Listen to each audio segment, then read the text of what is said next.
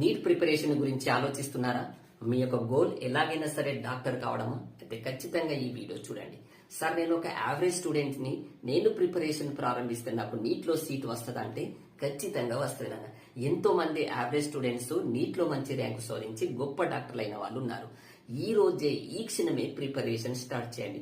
మీ మీద నమ్మకంతో preparation start చేయండి.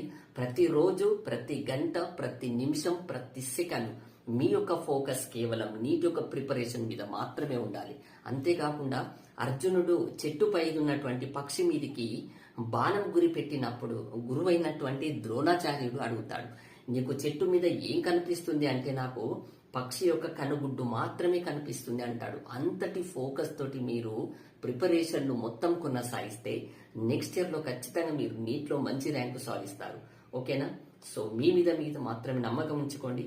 ఖచ్చితంగా మీ యొక్క లక్ష్యాన్ని రీచ్ అవుతారు. ఓకేనా? నచ్చితే లైక్ చేయండి.